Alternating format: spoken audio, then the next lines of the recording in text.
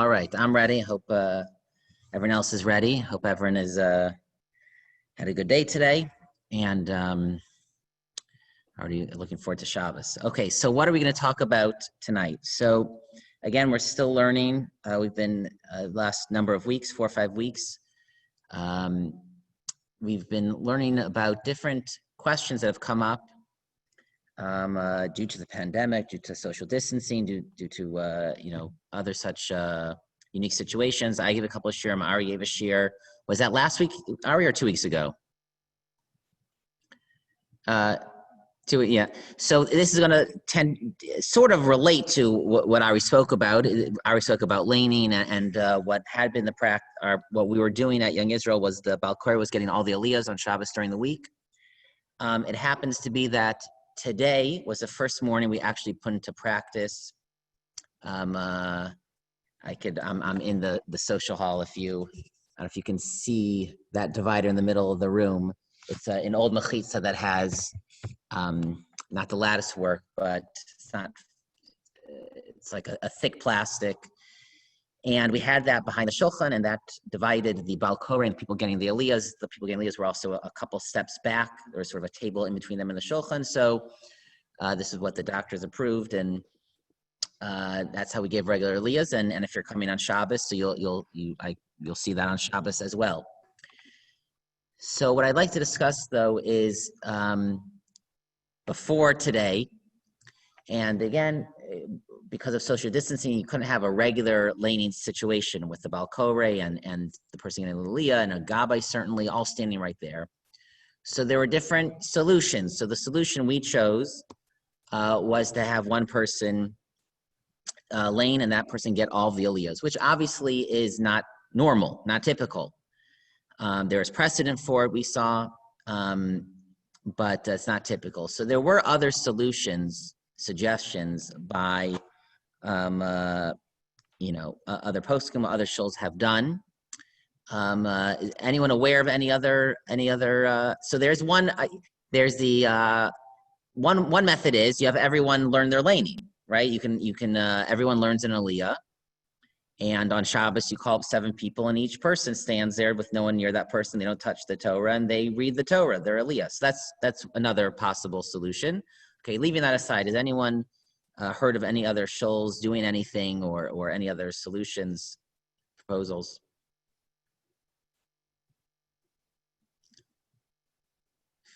Philip, you're going to say something or no? Okay. So I'm going to share my screen. Or before we do that, I'll just tell you 2 other proposals I heard of. There are shuls in America, in Boston, in Israel, that at least at one point they would give out aliyahs, and the men who are receiving aliyahs would make the brachos standing from their seat, 10, 20, 30 feet away. And going back to our balcony discussions on people on different balconies, across courtyards, across streets even. And that's what they would do. Sounds kind of strange to me. And I think people would find it strange. I would think, maybe not. But that's what some people suggested. So we're gonna discuss another proposal. So that's one proposal we are going to discuss. Now, just to see some of the current poskim that discuss this issue, let me share the screen.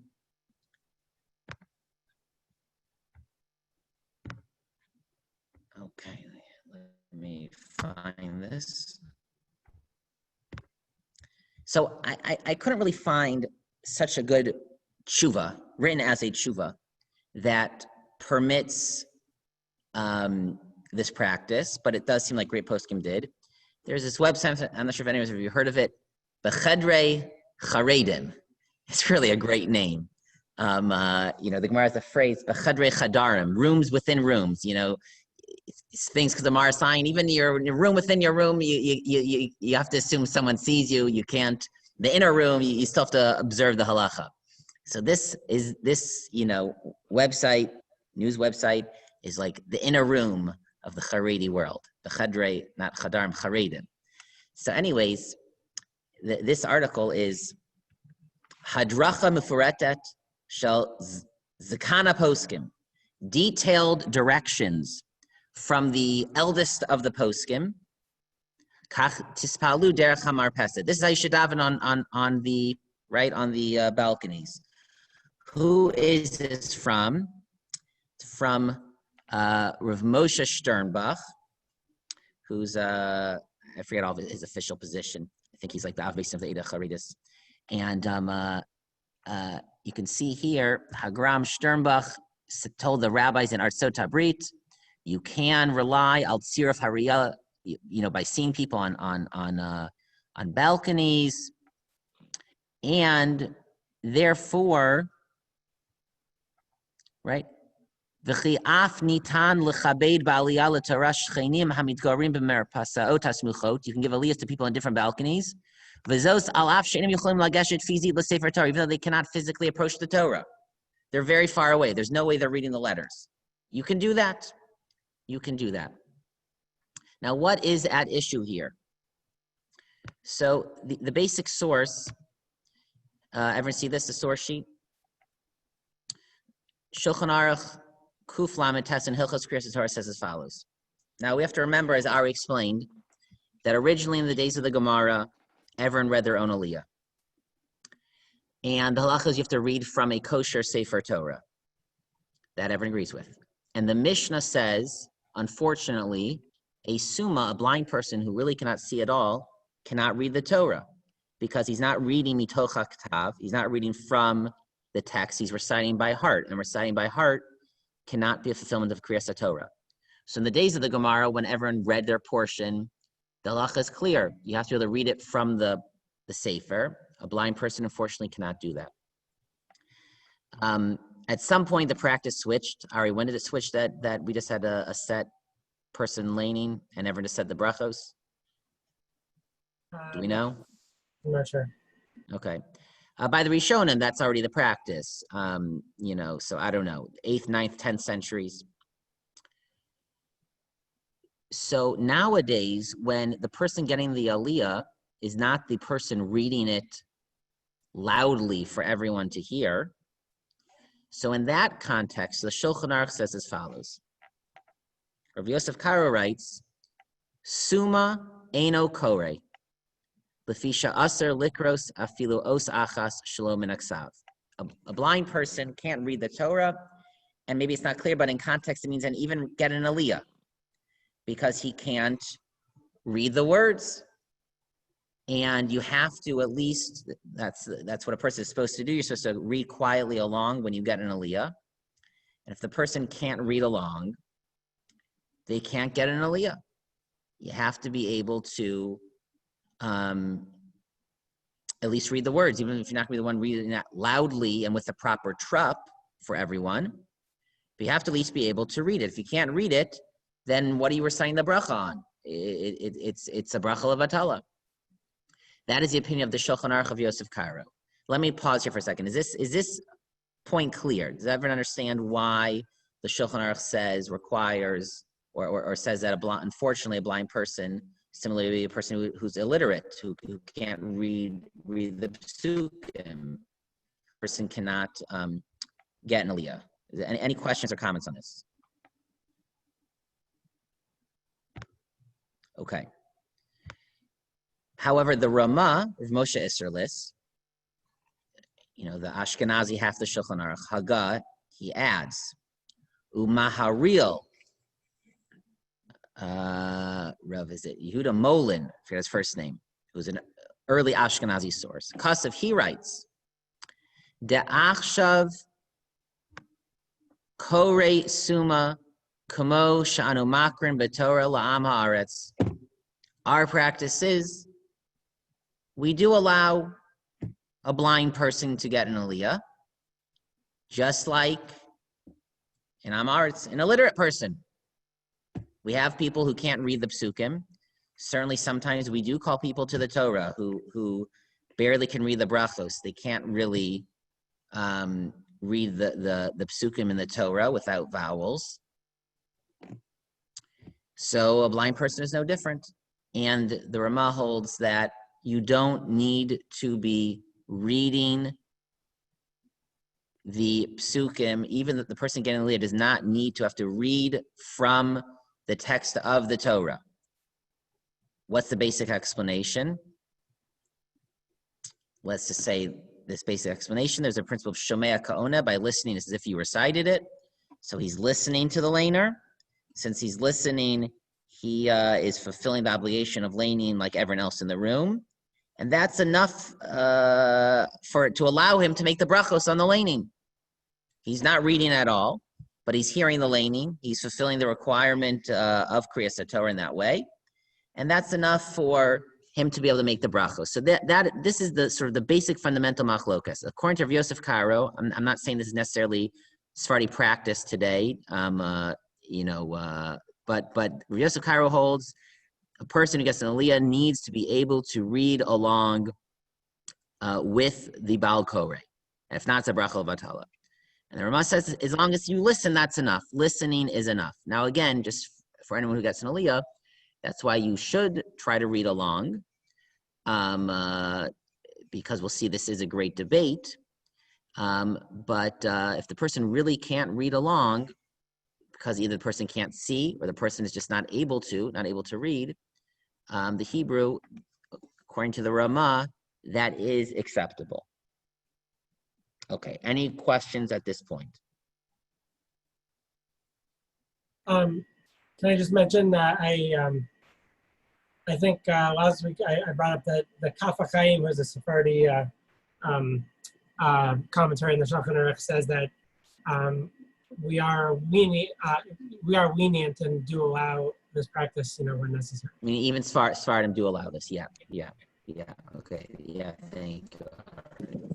I think Teimanim are still okay. Well, Teimanim and real Teimani Shuls, they still have everyone laying their own Aliyah, right? So, they don't. That's correct. Yeah. Oh, is the problem why we don't really allow it?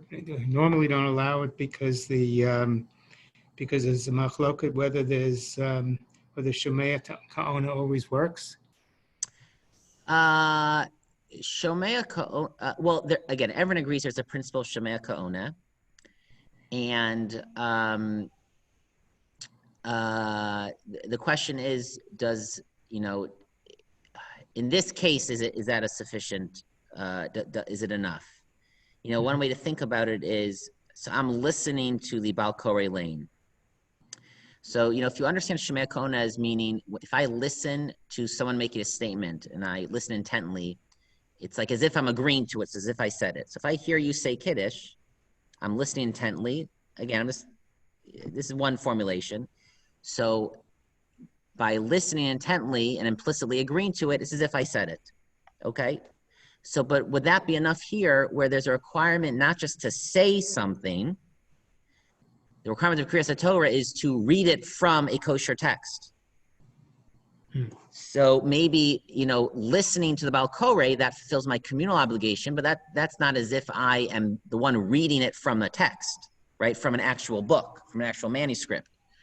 That maybe is why some would not accept the Shomea Ka'ona argument. I want to, it's actually really interesting thing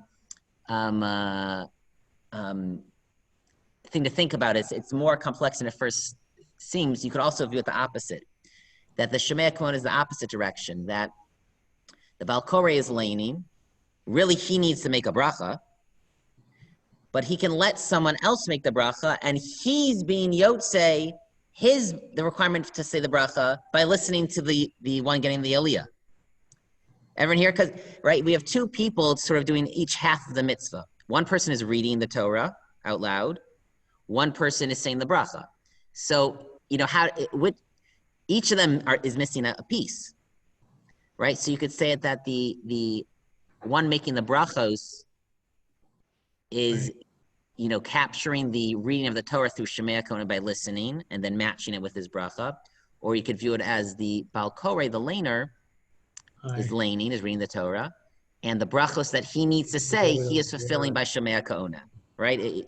So yeah, you have to look at the sources, kind of read it carefully how they understand it. But I'm seeing a little bit away from the rationale behind this machlokas, besides for a basic understanding. The point is, we have a machlokas. The Shulchan Aruch at least says to be able to get an aliyah, you need to be able to see the letters and read the letters at least quietly along. And the Ramah says you don't need to be able to see the letters, right? At least when b'shas al-chak, at least when there's no other good solution. So a blind person or someone who's not illiterate, we don't want to be able to tell these people you can never get an aliyah. So you don't need to see the letters. So therefore, some wanted to suggest, again, we saw a news article from Moshe Sternbach. You can't paskin from the news. But some said, okay, listen, if you don't need to see it, so why do you need to be standing next to the Torah? Normally we would. It's kind of a nice thing to do. Maybe it's better. But if you don't need to be able to read it, if a blind person can get an aliyah, so the blind person, what does it matter if he's standing there or 20 feet away? It doesn't make any difference in terms of him being able to see it, to read it. So even if someone is standing on another balcony or across the room in a large sanctuary, let him make the bracha. And why won't that work? Everyone hear the argument? Okay. Other poskim did not accept this argument.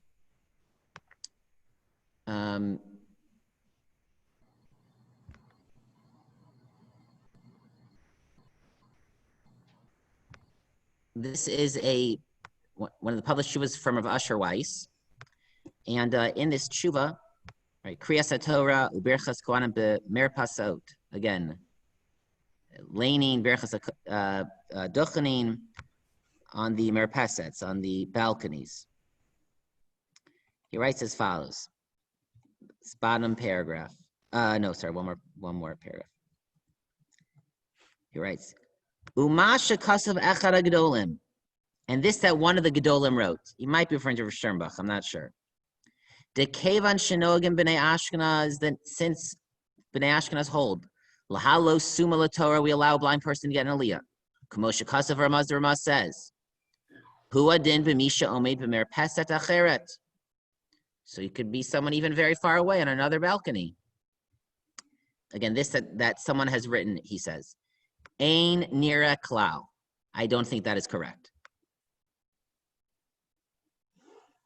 Now, honestly, that's my gut also. And I think most shuls in America have not done this. And I think most American poskim assume you can't do this. But the question is, why not? If we let a blind person get an aliyah, why can someone not on another side of the room get an aliyah? So listen to Rav Asher's explanation. Why is it not good? Do mi kol makom, because nevertheless, sarich la'alos laTorah, v'lama liat sefer Torah. You need to go up and get the aliyah. You need to go up to the Torah and stand next to the Torah. Chozeh lo shaykh b'richuk makom. How that's not applicable if you're so far away. Va'afim nidchok, and if you're going to press the etzem hakriya ya'amod plonim ben plonim, maybe being called up, literally called chashav aliyah Torah. That's why it's considered an aliyah Torah. You're going up to the Torah. Mashein nir klal ladati. I don't think that is correct. He doesn't think it's correct. He doesn't really, and even though Asuma can do it, he has this phrase here, Ein lecha ela chidusho, v'havu d'lo losif. It's a phrase meaning, okay, we have that chiddush, we don't need to extend it any further. It's a chiddush to allow the blind person. So I'll be honest with you, the argument, such a strong argument. Now it actually is a little bit, this Rav Asher Weiss's style, he will sometimes make arguments like this, that like it's just common sense dictates otherwise. It just, where he gets this, you need to be la'alos laTorah, you need to go up to the aliyah. I'm not sure where that comes from. I'm not sure if anywhere in Chazal, Ari, do you remember that phrase in Chazal? Olel laTorah? I think we use the phrase, the Talmud uses the frame Ola Laminyan Shiva, right? Right, that's true. Seven. Yeah, but that I'm not sure. I think that's you would have that phrase in kind of countings in general, I think, So this idea, Rav Asher, he clearly intuitively feels you need to go up to the Torah. You can't make it on the other side of the room. He has not quite exactly, in my opinion, and I say this with incredible humility, formulated such a clear halachic black and white argument. So again, I think the common practice in America was not to do this, was to have one person get all 7 aliyahs. And it struck me also as not right to, and I great poskim did allow it, but it didn't feel right to me to, again, give people aliyahs across the room. And what I'm about to now share with you, I'm very happy. I think it's a chiddush. It's a little still tentative. I've not really thought it through enough to really say it with total absolute confidence. But I think I found in real hard texts a basis for my gut feeling of why this doesn't make sense. And I will share that with you now. Okay. So back to our source sheet. Now, before we get to what I just shared, we're going to read just briefly the Beis Yosef, which is where the Rav Yosef Karo discusses this issue. Can a blind person get an aliyah? Again, the issue being that he can't read from the Torah. So this is an early machlokas in the Rishonim. It clearly is. The question is, how do you paskin about a blind person? So the Beis Yosef quotes, Harash b'tshuva klal gimel says, Im kore im hachazan, if someone reads the Baal Koreh, v'yodea lahavin ulachaber ha'otiot, he can put the letters together. V'likrosam im hachazan, and read along. Mikri she piresh kriya, that's considered you've said it, you've read it. Aval sheyavarich hu al ma shehachazan koreh, but to make the bracha what the Baal Koreh is reading. The who lo yikra klal, and the one getting li is not reading it at all. Lo yitachin, it doesn't make sense. The Rush holds a blind person or someone who's illiterate would not be able to get an aliyah. V'hatam, the reason is mipnei shetzarich sheodeh likros mitoch haktav. You have to read it from a written text. Okay. And the Beis Yosef quotes, "V'chein kasav b'shibulei lekev v'chein mashma devar Rambam." The Shibulei Lekev writes the same thing. The Rambam, you get the same impression. Okay, so there are early sources which say you need to be able to read the words from the text, and that's why, again, anyone who gets an aliyah should try their best to, based on what they hear from the Baal Koreh, to read along, at least for a little bit, at least for 3 psukim. But then the Beis Yosef admits there are those who allow a blind person to get an aliyah. Udalo Kidakasav Nimuke Yosef, one of the Rishonim medieval authorities, and this is not like what the Nimuke Yosef writes. B'Shem Sefer Eshkol, in the name of another work of the Rishonim, that quote says as follows, quote, Dehad Itznan, this that it says in the Mishnah, but Perik HaKores Megillah Ome, that's the name of a Perik Maseches Megillah, Suma Eino Kore B'Torah, a blind person can't read the Torah. Hainu Lomer, that only means to say, De'eno Kore Al Peh, he can't read it by heart if he's meant to be the Baal Koreh, because you have to be reading from a text. Aval Ukume Inish Achri, have another person, Sheposeach, that opens the Torah, Viroa, and can see, and he laying aloud. This Suma Mivarech, the blind person is just making the brachos, the Omeid Bitzido, standing next to him, Shapir Dami. That would be okay. V'hachi matzi avid chasan suma. And this is what you can do, for example, for a chasan who's blind, chas v'shalom. What are you gonna do? It's gonna be so embarrassing. You're not, the chasan is not gonna get an aliyah. So it's okay.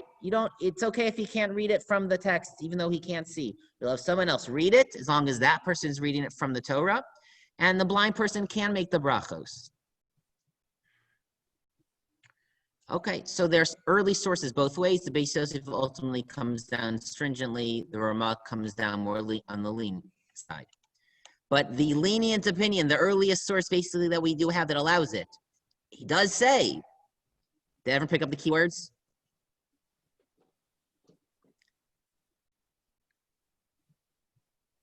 Omeid B'tzido. Thank you, Joyce. Thank you. Yeah, I was trying to find it. The summa will stand next. Mevarich va'omeid b'tzido. We'll make the bracha and stand next to him.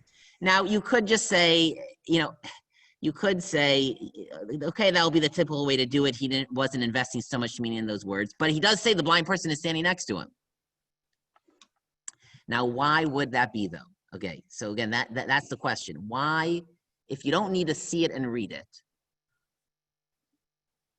what would the argument be that you can still only get an aliyah if you're in relatively close proximity to the Torah? Any thoughts? Do people agree that intuitively you would think that it's strange to say you can get an aliyah all the way across the room, even though again, but the question is, what if a blind person can get an aliyah next to the Torah? Why could someone else not get an aliyah across the room? That's the question. Does everyone hear the issue? Anyone have any thoughts? But the question is why, Will? Meaning, do you have any thoughts? Why? Let's say when Chazal instituted Kriyas Torah, you're saying they instituted it that the person needs to be near the Torah. Now, again, originally they expected every person to be reading what their aliyah. And so originally you would have to be near the Torah because everyone agrees the one reading out loud has to be reading from the text. You have to be close enough to be able to read. But in the later development where now we have someone just reciting the brachos, does that person need to be near the Torah? So I'm now going to share with you my argument. Shulchan Aruch says as follows. Ha'ola likros b'Torah. Someone gets up to read the Torah. V'herulo malkom shitzarch likros. And they show him where you're supposed to read. Ubireich ala Torah. And he makes the brachos. V'hischa likros. Then he begins to lane. Oh, lo hischa. Or let's say he didn't begin to read at all. He just said the bracha. V'hiskiruhu sheparsha acher sarch likros. And then they realize, oh, wait, we're supposed to be laning something else today. The Galal HaSefer Torah Lamakom Hatzarach Likrosbo. So they roll the Torah to where it needs to be. Yesh Omrim She'eno Tzarech Lachzor Levarich. Some say you don't need to make a new bracha. The Yesh Omrim She'tzarech. And others say you do need to make a new bracha. And the consensus is you do need to make a bracha. So what is the Shulchan Aruch saying? You at least in principle, there might be technicalities, but in principle, yes. The Torah is open in front of you.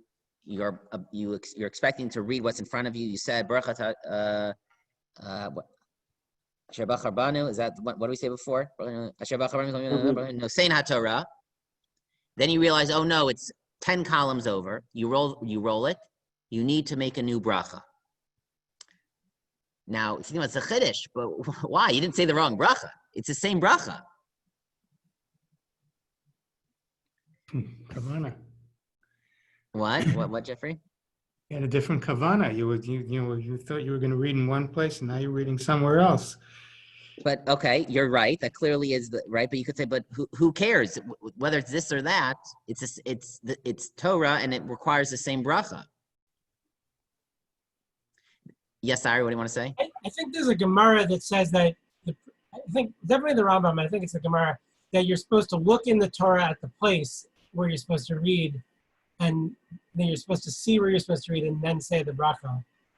So maybe this comes in there, so that the fact that you have to see it might imply that you are required to know what you're going to read before you start. Okay, it's going to be connected to that. So I'll tell you the source of this halacha comes from a tshuva in the Rishonim. The case was as follows.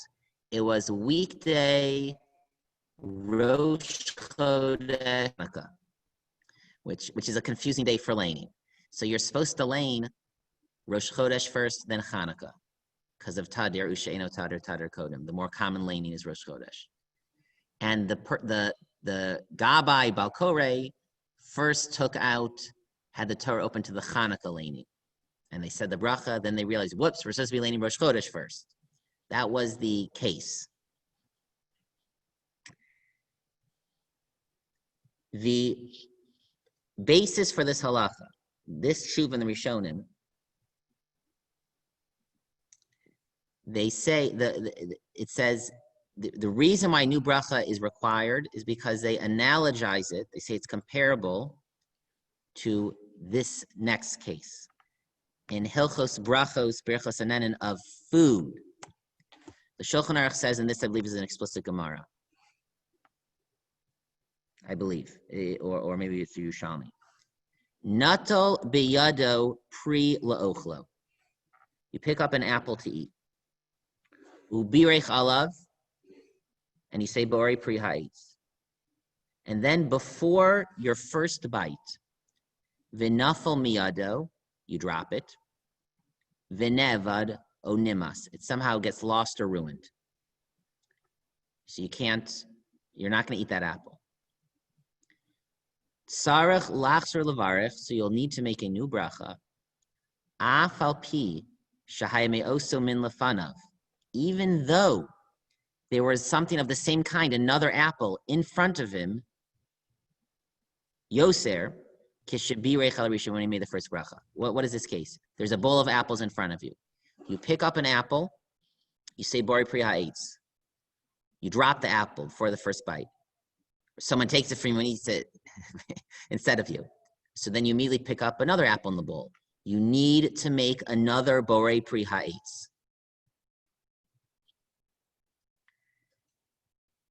How would you conceptualize this halacha? What do you see from this halacha? When you make a bracha borei pri ha'etz, eating in general, right? It's not a my ingesting. It doesn't relate just to my eating or the pleasure I'll get. The bracha is recited on the object of the food you will eat, right? You're making a blessing on this item. So if this item gets lost, you need to make a new bracha, even though it's just another apple, even though it's the same bracha. Your bori pri ha'etz does not just relate to eating fruit in general. You recite a bori pri ha'etz on this apple. Each recitation is connected, permits a specific food. I mean, not a specific category of food, not even a specific species, right? A specific one item, or if you have in mind several items, right, that are all in front of you. And therefore, if that item gets lost and now you want to eat another apple, that will require another bracha. Does this make sense to everyone? Everyone following this? By the apple?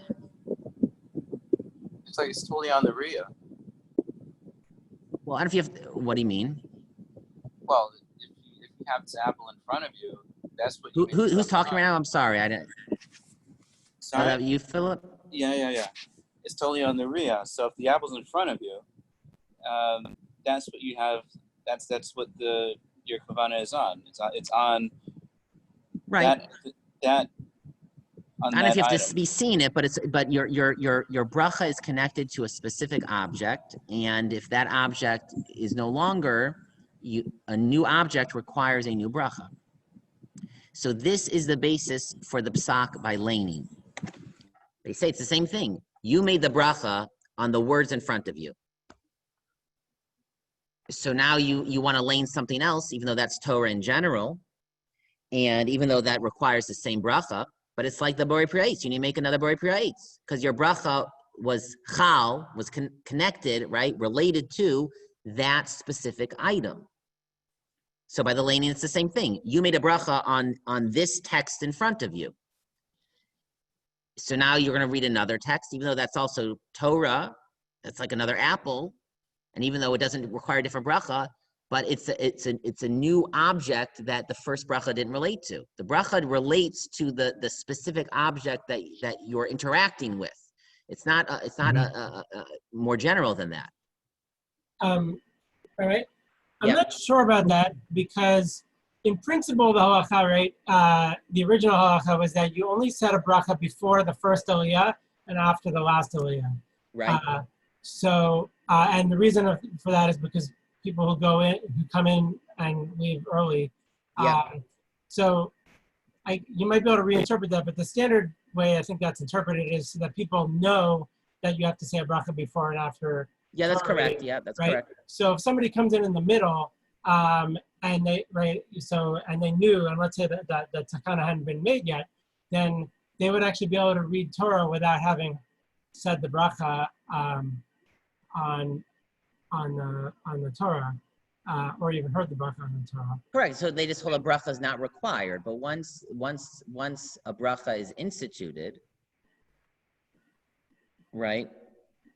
Am I not following now, right? Well, I mean, yeah, maybe you might be able to make that argument, and yeah, okay.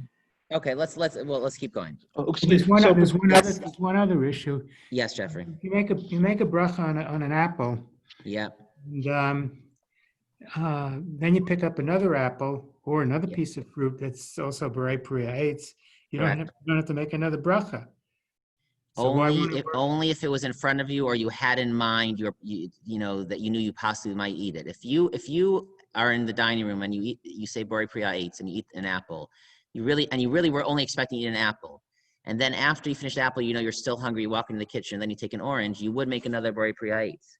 Even another apple, you would make another Borei Pri Ha'etz. But if it's on the table, you can then take it. Correct, because then the assumption is, if it's on the table, the implicit assumption, the assumption is that your implicit intention is everything in front of you. But even that's not true, right? Meaning the Shulchan Aruch said, if you have the bowl of apples in front of you and the apple that you had dropped, you need to make a new bracha.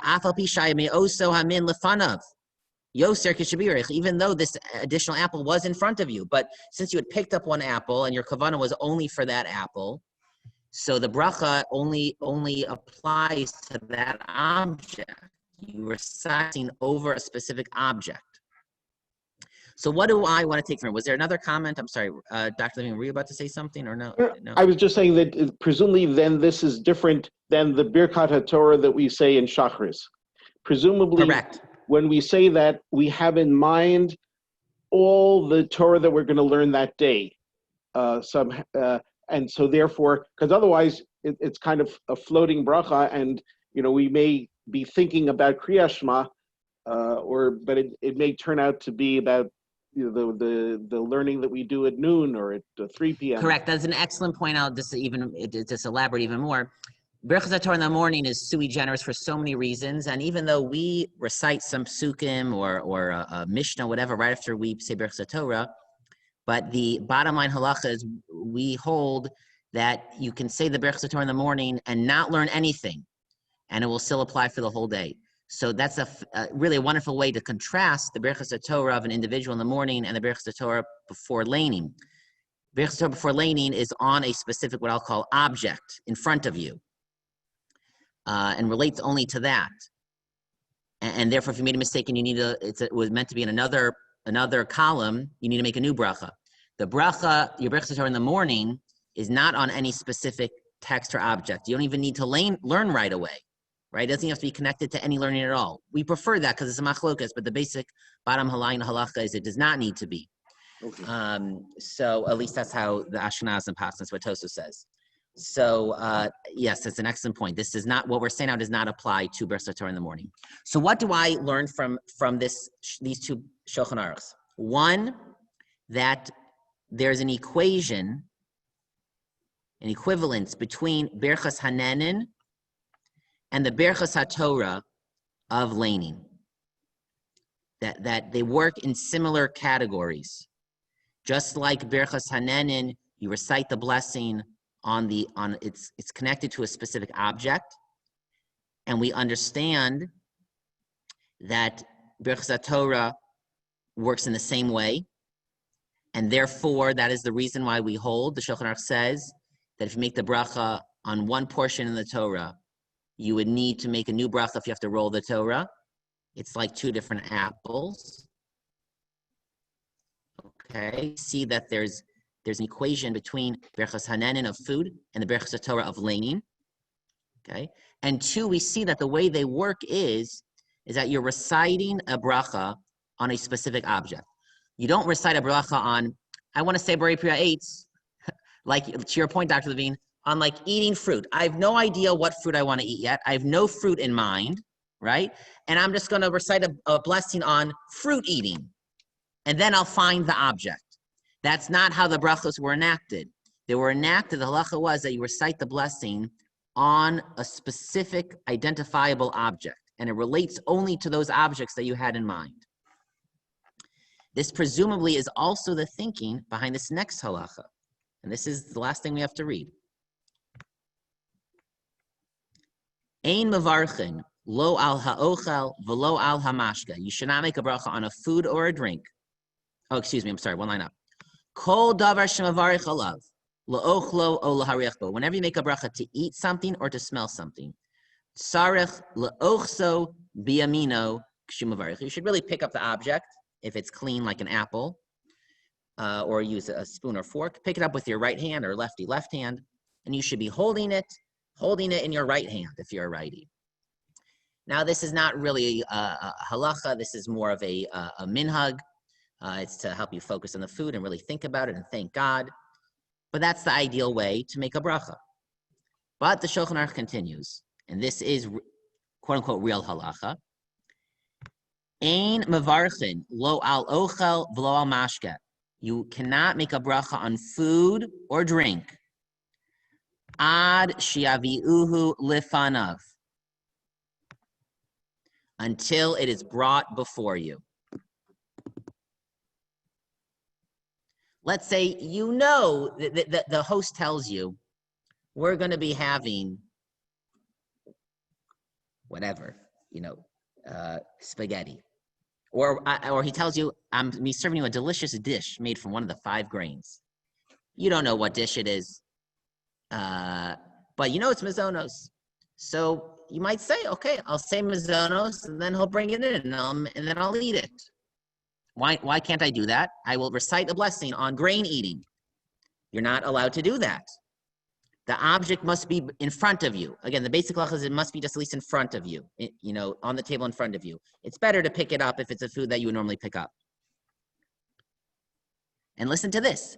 Bireich va'achar kach heviu lefanav. And if you would make that bracha, and then they bring in the spaghetti, tzarich levarech pam acheres. You need to make a new bracha. You cannot make a bracha on a food that is not in front of you. How about on Shabbat with hamotzi or hagafen or something like that, right? So the head of the house or whoever says hamotzi says it, and it's in front of him, but everybody who's listening. Yeah, that's fine. I think everyone seemed right.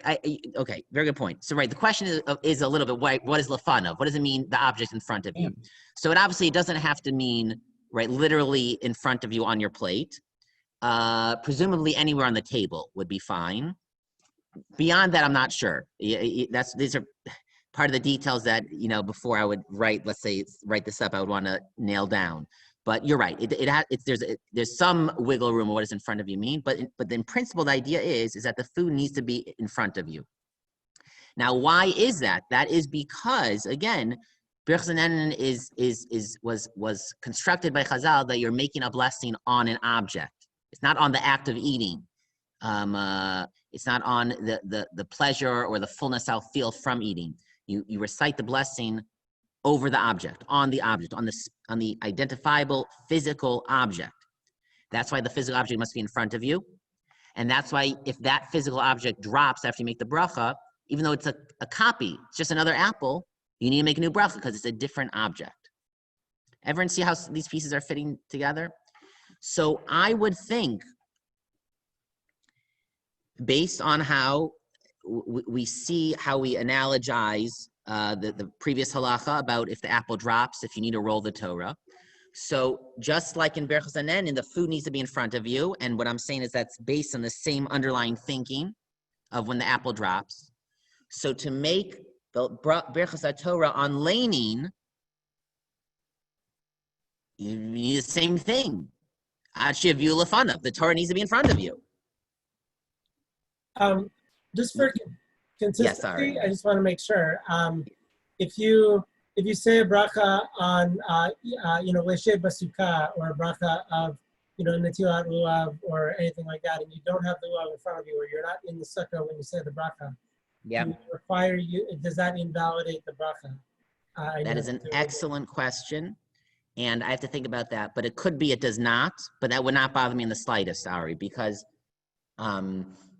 without going to it now, I can see very good reasons why Birchas Torah would be, again, analogized and would be similar to Birchas Hananin, whereas other Birchas mitzvahs are not. But that's an amazing question. I would love to look into that. And I'm pretty sure that comes up, because I'm pretty sure there are cases in the Shulchan Aruch that you make a bracha on your lulav and esrog, and then you realize, I'm pretty sure it's explicit in the Shulchan Aruch, now that you're asking, Ari, by lulav and esrog, that if you make a bracha on your lulav and esrog, and then you realize it's puzzle, right?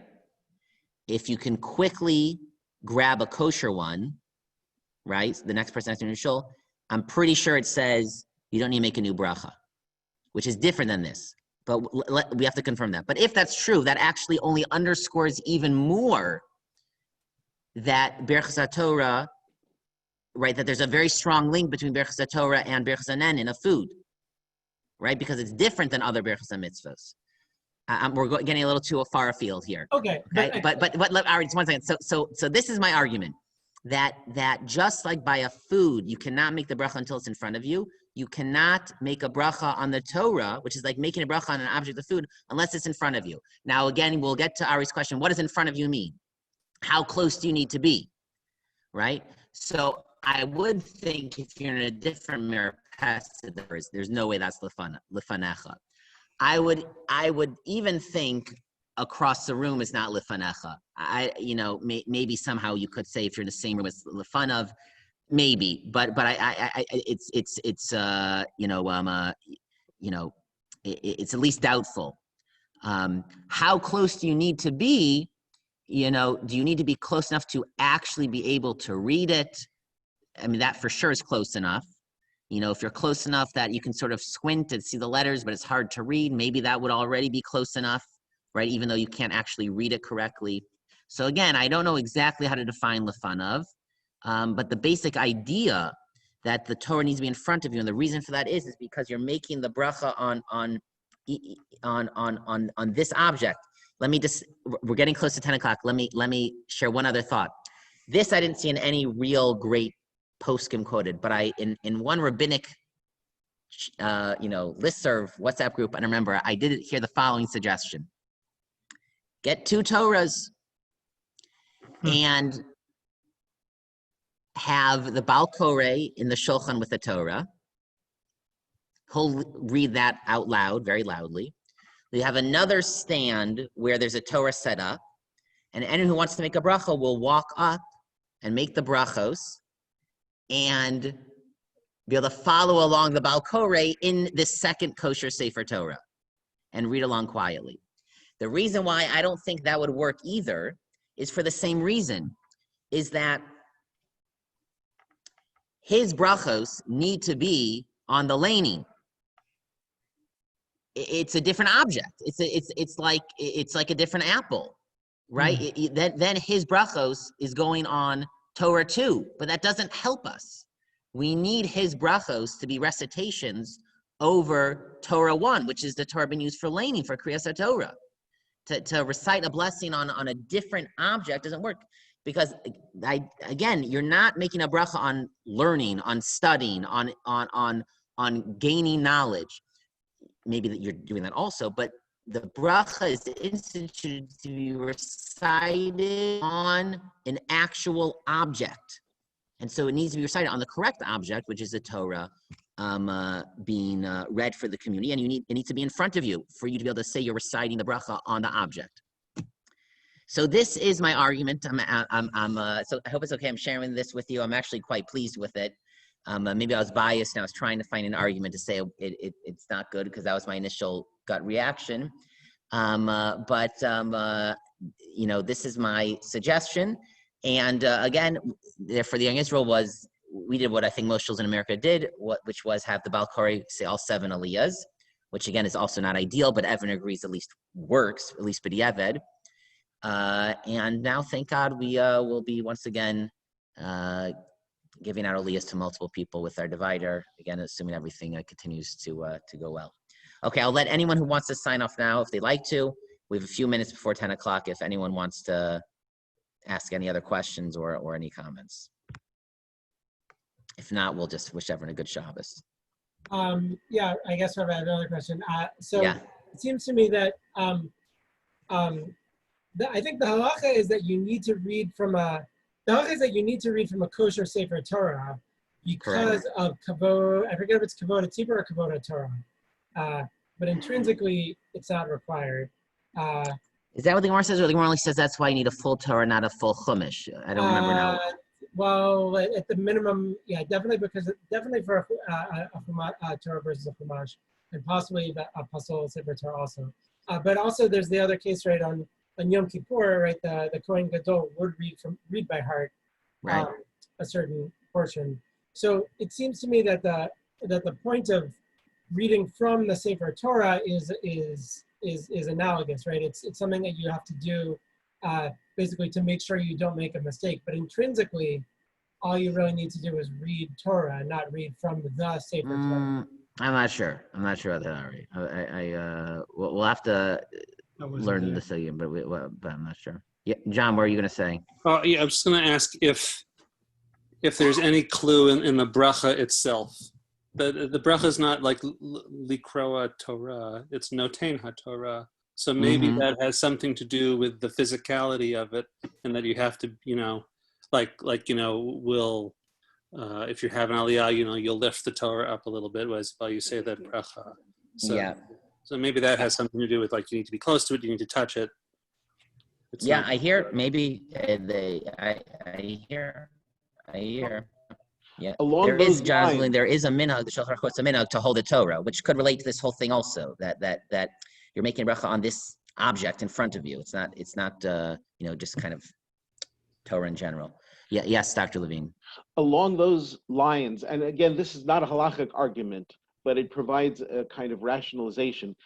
There's something that Rav Hirsch says about brachot. That bracha, we can't go into it in all detail. Bracha starts with a baruch atah, second person, and then the third goes into the third person, nosein haTorah, hamotzi lechem min haaretz, and so forth. What we're saying in a bracha, what are we saying? First of all, how can we say a bracha in the first place? What we're saying is, Hashem, what you have given us, whether it's the apple or the Torah, we are going to use it to create a kesher between you and us, and to use it for the purposes that you intended us to use it in this world. So in other words, there's a very intimate connection between the bracha and what we have in mind with the object that we are eating or learning or reading and so forth. And by making it specific to that object, it reinforces this idea that we're not simply saying a bracha, but we're saying it, Hashem, you gave us this apple, you gave us this Torah. By doing this the way you told us to do, we're going to use this strength or this spirituality, whatever it is, learning, to further your purposes in this world. So again, it's not a halachic argument at all, but it gets to the essence of what a bracha is.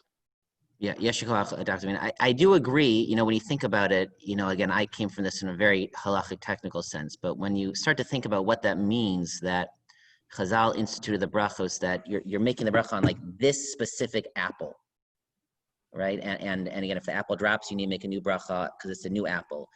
It is interesting how they're saying that like we should say the bracha really mindful of like this specific tangible object, right? Again, it's not like on eating in general. It's not on even apples in general. It's like this apple, right? We're thinking for this apple.